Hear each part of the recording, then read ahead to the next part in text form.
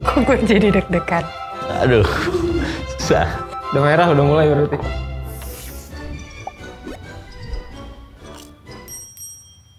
Pada Tuna edisi kali ini, kami mengundang 6 orang nakama Aruna untuk berpartisipasi dalam eksperimen menggali lebih dalam cara berpikir seseorang menggunakan teka-teki. Untuk kalian yang sedang menonton, kalian boleh ikut berpartisipasi dalam menjawab teka-teki berikut ini. Seorang ayah hendak mengantar putranya ke wawancara kerja. Ia telah melamar untuk posisi Business Development sebuah perusahaan perikanan terbesar di Indonesia. Saat mereka tiba di tempat parkir kantor perusahaan tersebut, handphone putranya berdering. Ayahnya menatapnya, lalu berkata, "Gak apa-apa, angkat aja teleponnya, nak." Penelponnya ternyata adalah CEO perusahaan tersebut dan berkata, "Good luck ya nak, kamu pasti bisa." Si anak lalu mengakhiri teleponnya dan kemudian menatap sang ayah yang masih duduk di sampingnya. Siapa sebenarnya orang yang menelpon anak tersebut? Kata-katanya bilang good luck ya nak. Kan di sebelahnya ayahnya. Terus yang nelpon dia bapaknya. Berat sih. Mas Farid. Nggak ada clue tambahan, Mbak.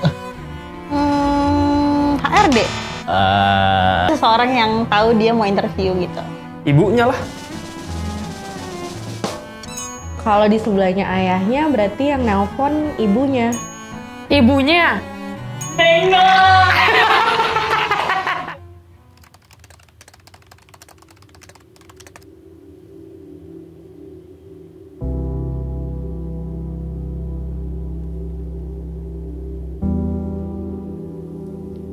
Mungkin karena kita tinggalnya juga dengan adat timur, ya menurut aku itu gender bias. Sebuah lingkaran setan yang nggak pernah bisa berhenti sih menurutku. Pria itu didesain untuk memang menjadi kepala keluarga, terus memimpin rumah tangga.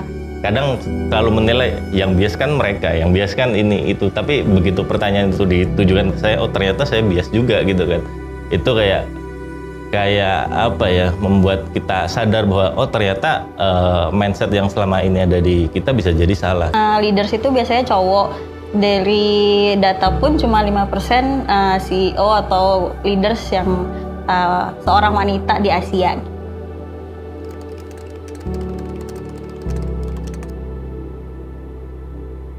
Perempuan juga bisa jadi pemimpin gitu, nggak harus CEO ya, apapun itu.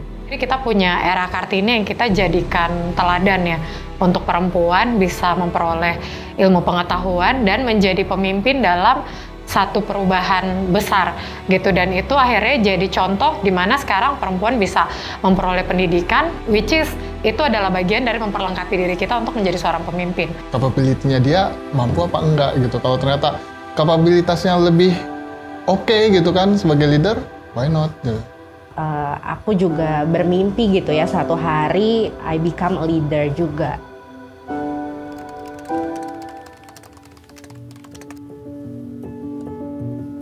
Di lingkungan tim Rodak terutama sih sebenarnya nggak ada perbedaan ya. Terutama hal yang paling awal ketika rekrutmen kita nggak melihat antara laki-laki dan perempuan. Jadi mau dia seorang data engineer, mau seorang apa yang mungkin lebih stereotip bahwa itu pekerjaan laki-laki, ya semuanya sama gitu kan. Kayak yang kita ketahui kan di mini plan tuh ada ibu-ibu pekerja picker gitu yang bantu-bantu nelayan sama LH-LH di situ untuk bantu pengiriman, packing segala macam. Jadi maksudnya di pesisir pun kita udah memperdayakan perempuan bisa jadi kerja di situ gitu. Di Aruna sendiri dari 4 manajemen kita, one of them itu adalah Mbak Utari adalah Chief Sustainability Officer kita. Dan dalam struktur organisasi ada beberapa perempuan lainnya ya, salah satu saya juga sebagai leader di Aruna juga menjadi pemimpin di dalam satu departemen.